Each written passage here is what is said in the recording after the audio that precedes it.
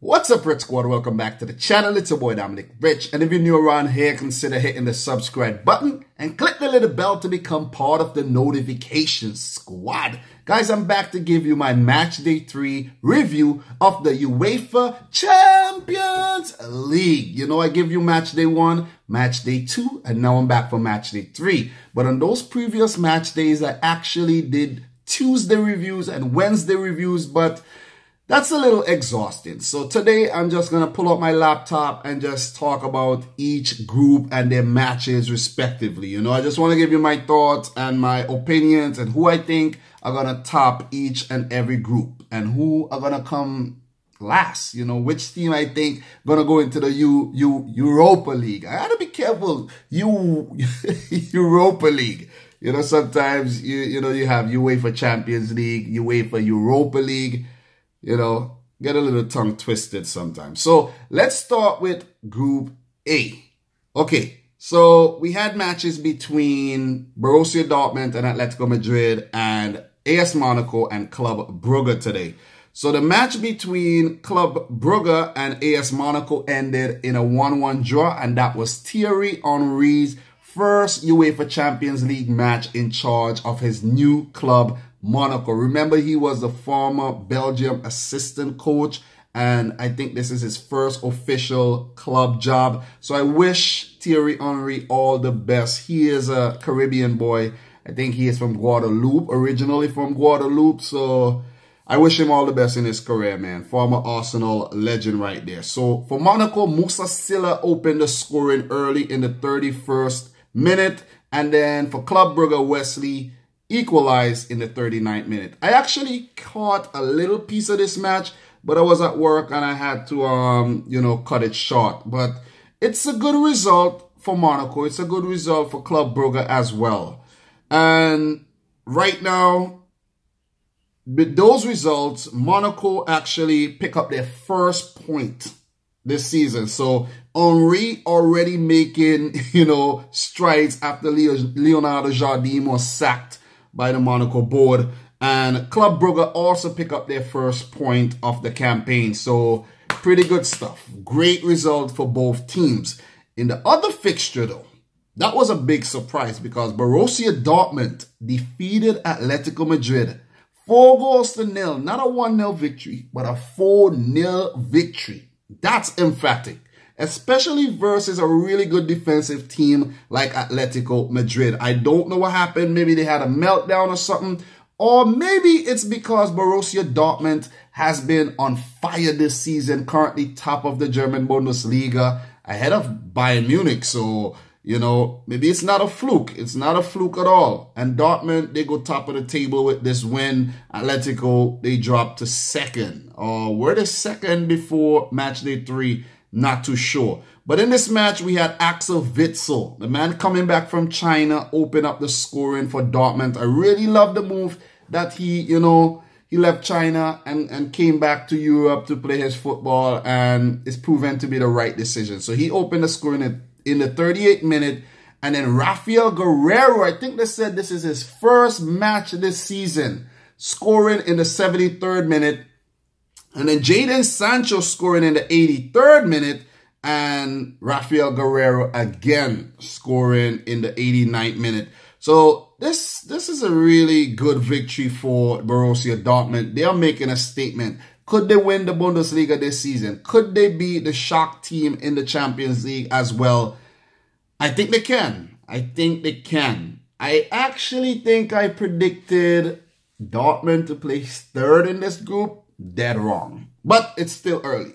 Still early. You know, I've been coming under a lot of criticism for my, you know, my group predictions because I made 8 separate videos and people comment on them periodically and say, oh, you don't know what you're talking about. You know, you don't know shit or whatever. But it's still early. It's only predictions. It's only my opinions, you know.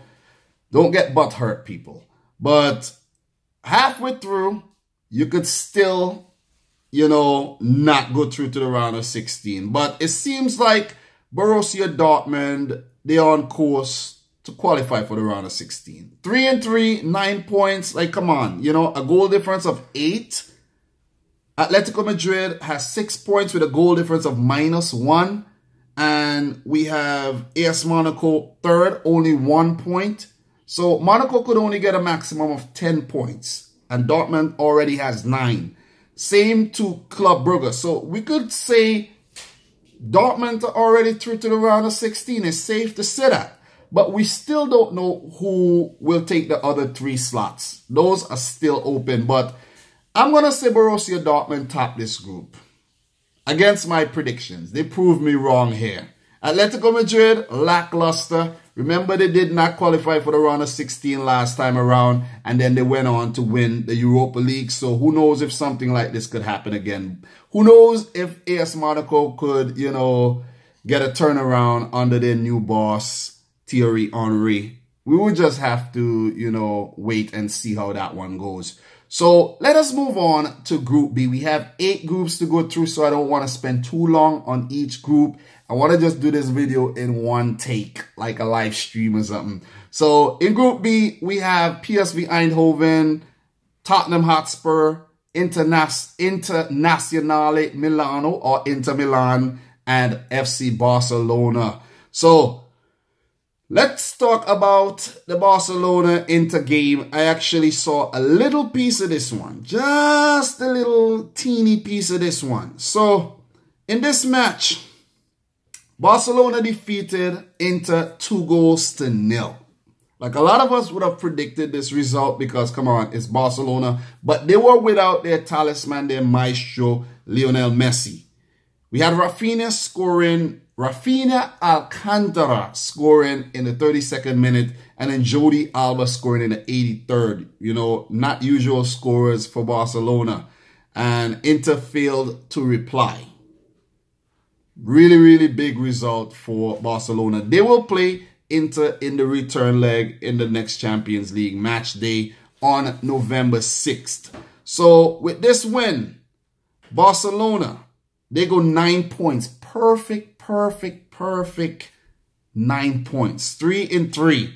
Inter, they won their 2 first matches, so they are now second, still in 6 points, because the other fixture between Tottenham Hotspur and PSV Eindhoven ended in a 2-2 draw. And I think this is a big result for PSV Eindhoven, because many people would have predicted Tottenham to actually, you know, defeat them and actually predict Tottenham to be in a better position right now in the Champions League after 3 matches.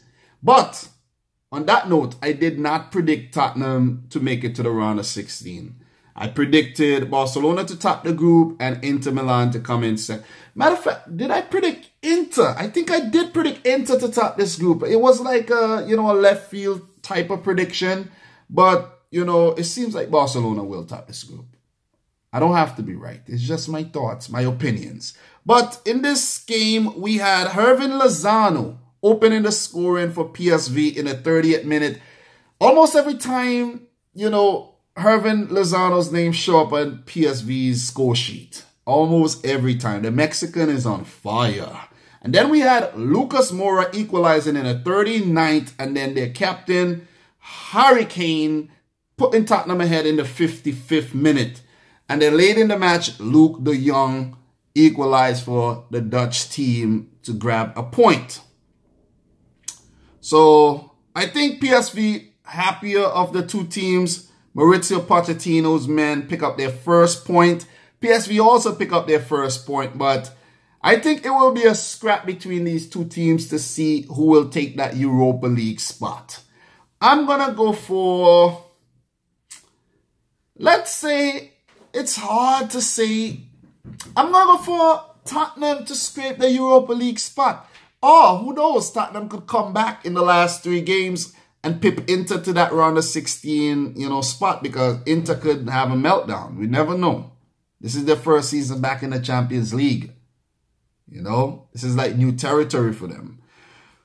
So, after, you know, those match Group 3 fixtures, Barcelona on top of the group, 9 points. Inter second, 6 points. PSV third, 1 point. And Tottenham at the bottom with 1 point as well. So, let us move on to Group C. So, in Group C, The group of death. Liverpool, PSG, Napoli, and Red Star Belgrade, or Zvezda. You know, we had some exciting matches today. Liverpool took on Red Star. It was a red match, you know, the Reds versus Red Star, in a game which ended 4-0. So that means Red Star has now conceded 10 goals in their last 2 matches, 10 goals in 3 matches, and only replied once. They're taking a beating. They're taking a really bad beating in this group. I actually predicted them to place 3rd and for Napoli to flop. I was really kind on Red Star. Let's just say that. So we had Firmino opening the scoring in the 20th minute, and then Mohamed Salah. It seems like he's finding his touch again, scoring in the 45th minute and in the 51st minute, taking a penalty. So there goes his confidence on the up again after scoring the winner over the weekend. And we had Sadio Mane chipping in with an 80th minute goal. So Liverpool's front 3 seems like they're, you know, picking up. It seems like they're getting hot again. Remember last season they scored a whole heap of goals. It seems like they're on course to doing so again. So Zvezda, after 3 matches, they only pick up 1 point in their first game, which they picked up a very unlikely draw versus Napoli. And that was their only home game. Could they draw all 3 home matches? You never know. But it seems like that's how it might be, because they have a really good home support. And I think that's their, like, you know, confidence booster. And it makes them play out of their skins and pick up results. In the other game, we had Paris Saint-Germain and Napoli playing to a 2-2 draw. This would have been a really exciting match to play, to watch. And to play, of course, to play in it. But I was at work, guys. I was at work busy making that money, you know. Gotta make the money on my regular job, because I don't make no money on this YouTube thing at all. You know, not that the purpose is to make money, you know. The purpose is to just, you know, show my love for the game and to share with you. And for you to do the same as well. So in this match, Napoli scored first to Lorenzo Insigne in the 29th minute. And then Mario Rui scored an own goal for Paris's equalizer. And then Dries Mertens put Napoli ahead in the 77th minute. And then Angel Di Maria with a late 93rd minute goal to seal a point for PSG, the champions of France. So after the match, week 3 fixtures. Match day 3, not week. What am I thinking? We have Liverpool on top with 6 points. 2 wins and 1 loss. We have Napoli still unbeaten with 1 win and 2 draws on 5 points. And we have PSG on 4 points, 1 win, 1 draw, and 1 loss. And Red Star at the bottom with 1 single point. So it's a 3-way contest in this group. Liverpool, Napoli, PSG. Woo! Who will top this group? Who will top it? It's hard to say. Will PSG bounce back in the second set of matches? Wow. This one is hard to call though. Let me look at the fixtures. So Red Star play Liverpool at home. Liverpool have to be careful that they don't draw that match. Then Napoli has 2 home matches versus PSG and Red Star. So they play well at home, pick up, you know, some points. I'm not even going to try. Guys, it's a hard one to call.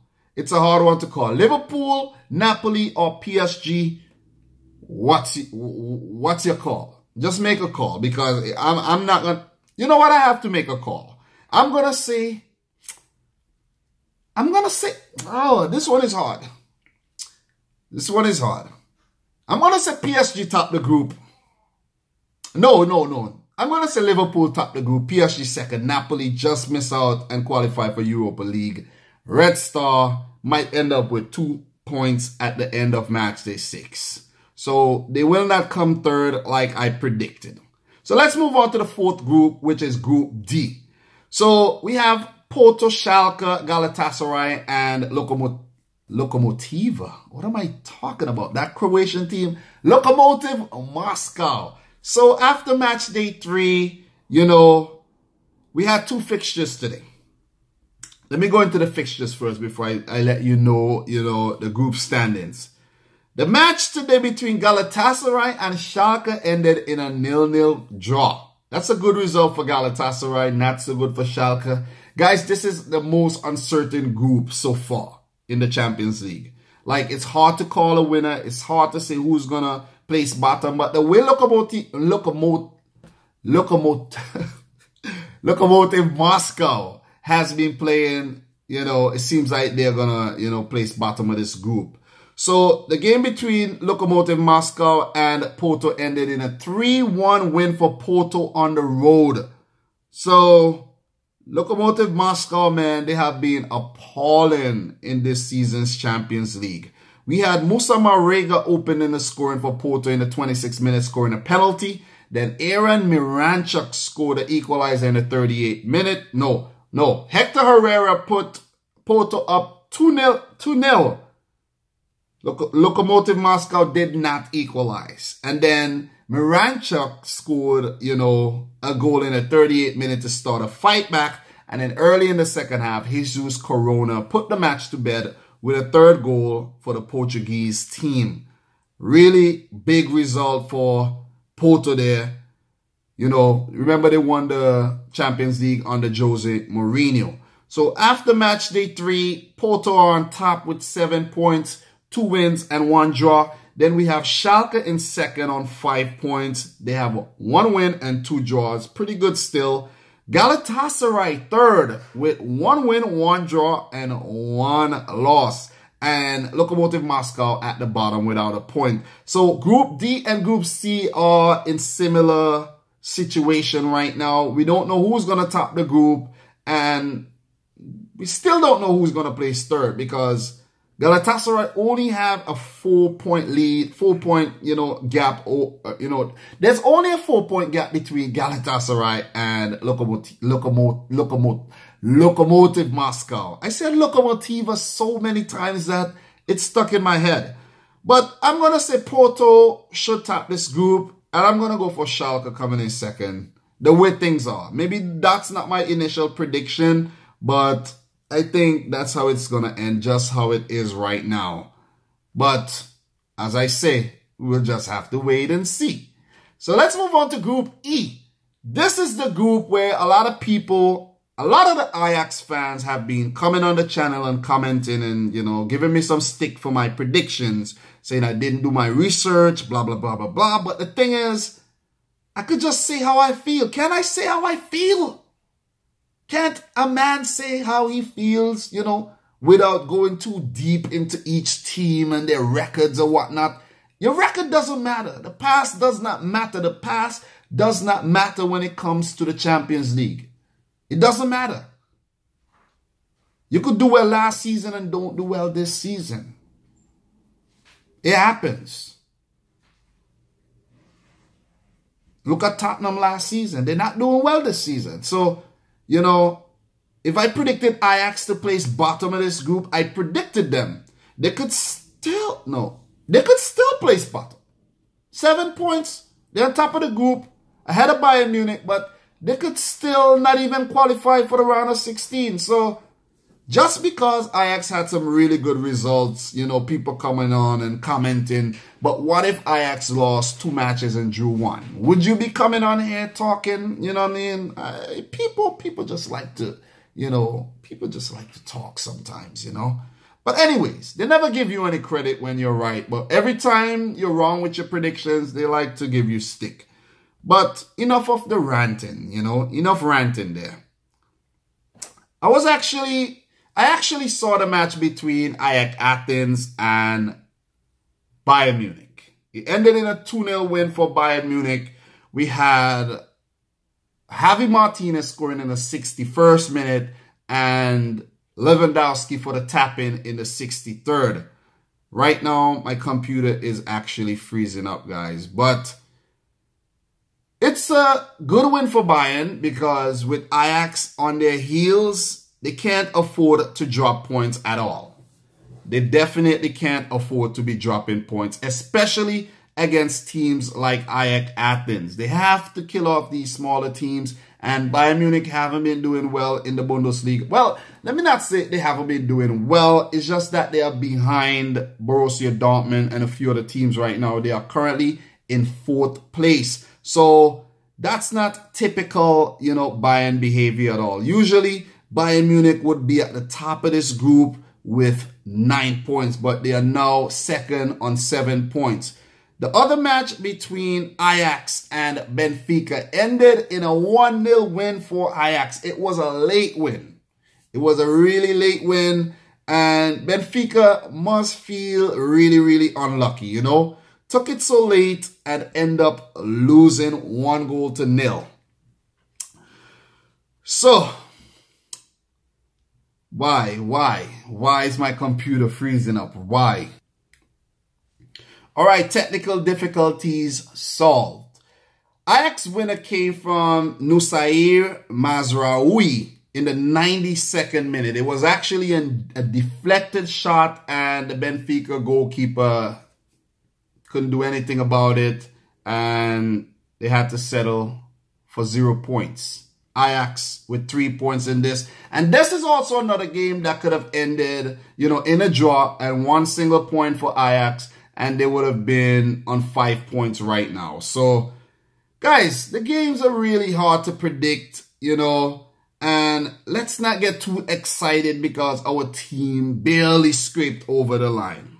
Let's not get excited at all because the match could have ended anyway. And no, none of us predicted, you know, Borussia Dortmund to spank Atletico Madrid 4-0. You know, we can't predict these things. We only can try to. You know, every time we predict something, we're not saying it's going to happen. That's the only thing that's going to happen.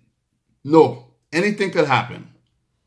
So after the match, day 3 fixtures, Ajax on top of Group E, 7 points. Bayern Munich second with 7 points. And Benfica third on 3 points. Ajax Athens are yet to pick up a point. And it's fair to say that they might place bottom of the table unless there's a miraculous turnaround in the last 3 matches, and it could happen.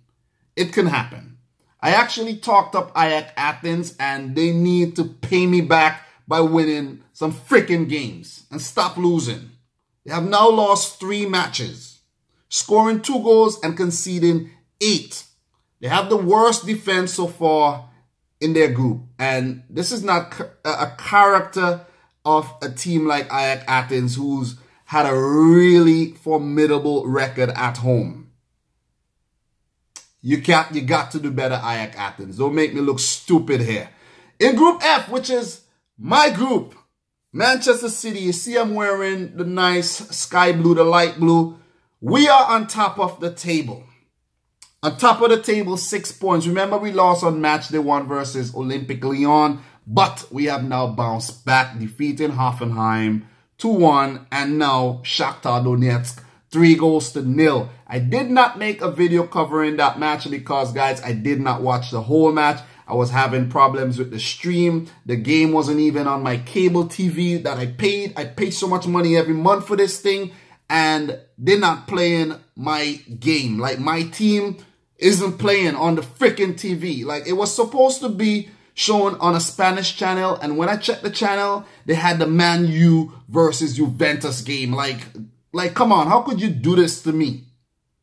I gotta call up Verizon and make a complaint because this not supposed to happen. I have to watch every single Man City game, and when I was trying to watch the game on my phone, it was freezing, the stream wasn't working at all, and it was changing. Like, it said the match would be streaming on BT3, and then BT3 would start showing something else. And I'm like, today's just not my day. And then I just fell asleep while watching the Man United versus Juventus because they had like 5 channels showing the damn thing on TV. So I had no choice but to watch the thing. But we had goals for City, against Shakhtar. David Silva, man, really sweet volley there to score that first goal. And then the second goal, Emerick Laporte with the open header. And then the third, You know, Bernardo Silva coming off the bench, man. That was a sweet individual goal. He's been scoring a lot of these goals lately. Riyad Mahrez had a great game. Kevin De Bruyne coming back from injury. You know, John Stones at right back again. You know, Emerick Laporte, Otamendi, Edison. He had a nervy moment. I saw that. He ran out, you know, way out. And come on, Edison. You can't get caught out like that. But a great win for Manchester City, man. Could this be the year that we take the Champions League? It's hard to call, but if we continue playing like this, we could do it. Gabriel Jesus needs to get his confidence up. He needs to score more goals. Maybe Pep should, you know, definitely play him whenever we play weaker oppositions, you know, start him and Aguero maybe and get the man's confidence up because he's been really, really terrible in front of goal lately. The other match between Olympique Lyonnais and Hoffenheim was a thriller. A 3-3 thriller. It was awesome. I saw the highlights for that and it was incredible. It was incredible. We had Lyon opening the scoring through Bertrand Traoré, the former Chelsea man, in the 27th minute. And then Andre Kramaric hit back with a brace in the 33rd and 47th minute. So the Croatian had a really, really good game there. And then Lyon equalized through Tanguy Ndombele, the man who is targeted by Manchester City. And that was a brilliant goal. This kid is really talented. I hope we sign him. I hope we really sign him. Get him before Man United, you know, swoop him from under, you know, his feet. And then Joel Linton equalized late in the match, 2nd minute of injury time to grab 1 point for the very, very gritty German team, Hoffenheim, under their young manager, Julian Nagelsmann, who will be moving on to RB Leipzig next season. So after those match day 3 fixtures, we have Manchester City on top of the table, 6 points, Olympique Lyon, 5 points, Shakhtar Donetsk of Ukraine, 2 points, and Hoffenheim, 2 points. So this group is poised. It's set up really nicely for the last 3 matches. I'm still going to go for Manchester City to top this group. And I'm going to go with Shakhtar Donetsk to come in second, like I predicted initially. Lyon should fall off a bit and come in third. And Hoffenheim, I think, will place last in the group. We have 2 more groups to go through. And we are now at Group G, where we have Real Madrid, AS Roma, CSKA Moscow, and Victoria Plzeň. So let's talk about the first match. AS Roma versus CSKA Moscow. Roma, 3-0 courtesy of a brace by Edin Dzeko, man. This guy has been on fire since he left Manchester City and moved to Rome. Like, he's been scoring goals for fun every single game. The man is on the score sheet. Every game. He scored in the 30th and the 43rd minute to put Roma 2-0 up at halftime. And the young Turkish wonder kid, Cengiz, not Senjig, it's Cengiz Under. This kid is good. This kid will not be at Roma for 2 more seasons. Mark my word, he will not be playing at Roma 2 more seasons. Somebody's going to buy him. A big team is going to buy this kid. Juventus might swoop him. Who knows? Man City or Chelsea or some big team is going to pick him up. Not saying that Roma is not a big team, guys, but you know Roma always sell off their best players.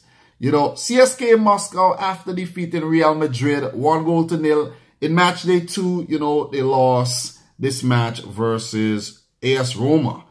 Roma now goes to the top of the heap on 6 points with a better goal difference than Real Madrid, who defeated Victoria Plzeň 2-1. Courtesy of a goal from Karim Benzema. You know, Real Madrid haven't been playing really well this season at all under their new boss, Julian Lopetegui. You know, there's talks of him getting fired, but he is still there. He is still there. And then we had Marcelo, the man who broke the goal drought on the weekend after they went 4 or 5 games without scoring or something like that. That was horrible. They're really missing Cristiano Ronaldo. You know, so Benzema scored in the 11th minute. Marcelo scored in the 55th. And then Harasovsky scored a 79th minute goal to start a late comeback for Plzeň, but it wasn't enough. Real Madrid held on for the 3 points. Well-needed win for Real Madrid. Well-needed victory. After those match day 3 fixtures, Roma on top the group 6 points. Real Madrid second 6 points. CSKA Moskva third on 4 points. And Viktor Plzeň last on 1 point. Guys, I did predict CSKA Moscow to make it to the round of 16. That was my shock prediction in this group. I didn't predict Roma to qualify, so it seems like they might prove me wrong. I can't wait to do a reaction to my Champions League reaction videos. I never did one of those, so I want to actually do one for the first time. And the last group, which is Group H, we have I almost said Man City. Man United, Juventus, Valencia, and Young Boys of Bern. So let's talk about the match between Young Boys, man. Young Boys hosted Valencia. Valencia scored first in the 26th minute, I think. I'm going off my head because I did see a little thing. Yes, 26th minute through Michy Batshuayi, the Batman, you know, after going on loan at Dortmund, doing well, then, you know, going to the World Cup with Germany and now, you know, playing for Valencia. The Chelsea man, you know, has been doing well. So, 26 minute, Valencia up. I'm like, okay, Valencia is going to win a game, but Guillaume Horu equalized in the 55th minute via a penalty for Young Boys, and they held on for a well-needed 1 point. So, that sets the group up really, really nicely. We don't even know who's going to take that Europa League spot yet. But could it be Man United to take that Europa League spot after they lost 1-0 versus Juventus at home? It was Cristiano Ronaldo's return to Old Trafford. You know, Pogba coming up against his old team. And it was a really good sight to see. Because I couldn't avoid this game. I tried to avoid this game, but all the channels were playing this game. I caught a little bit of it. Juventus looked really good. I really like that team, you know, the way they set up, you know, under Max Allegri. Their players, you know, we have Szczesny in goal, Bonucci, we have Chiellini, that guy, Alexandro left back. You know, their right back, I can't remember his name right now, but he is awesome, man. Their right back. Let me check real quick. The name is not coming right now. I know this guy, but the name is João Cancelo, man. This guy is a really, really good player. We had Juan Cuadrado to torment Man United. This team is disgusting. It's a disgusting team. God damn. You have Bernardeschi, Barzagli, Douglas Costa, Benatia. This team is disgusting, man. You know? And I'm happy that they defeated Man United. You know, really, really good 1-0 victory. Paulo Dybala with that goal. I'm happy. I have to try to keep myself subdued because I really enjoy when my rivals, my enemies lose. Really do. So, after those match day 3 fixtures, Juventus on top the group. 3 wins in 3, 9 points. Man United second on 4 points. This is not good. After 3 games, 4 points. That's not good at all. Jose Mourinho holding on to his job by a string. Still a decent performance in the Champions League. You know, when you put in perspective that Valencia has been awful, still yet to win on 2 points, and you have Young Boys on 1 point. But how will the second half of this, you know, group go? Well, let me say the second set of matches. Because we already had 1 to 3, now it's 3 to 6. How will those go? I think Juventus will top this group pretty easily. United should hold on for second. I'm going to say, it's hard to say that young boys will pick Valencia to the third place spot. I'm going to go for Valencia placing third and young boys at the bottom because they play Man United and they play Juventus. They might actually lose those games. And Valencia might lose those games as well, but they could pick up another 1 point versus Man United. So that's my roundup of match day 3, guys. I hope you enjoyed it. You know, it's a different style of video. I just came home from work really tired. I can't go downstairs, sit down in front of the camera and record a video for over an hour and then edit it and all that. I just want to sit down and just talk to you guys, look at this stuff on my laptop and just, you know, chat with you, you know, like if we're actually doing a live stream. So guys, if you enjoyed the video and you're new around here, consider hitting the subscribe button. If you're not new, if you're an old subscriber, you know, you're one of those loyal people. I really appreciate you coming back every time to watch my vids, man. Really, really appreciate it. So don't forget to give the video a big thumbs up. Try to get this video to at least, let me say, 40 likes. 40 likes, you know. Let me know your thoughts in the comment section down below. Let me know which games you saw and which was your most enjoyable goal this time around. I'm going to go for that David Silva goal was really awesome. I really enjoyed that goal. I bet there were many, many beautiful goals, but that David Silva, it was awesome. So, guys, I'm your boy Dominic Rich, and that's all I have for now. So, until next time, I like to say thanks again, and peace out. Rich Squad!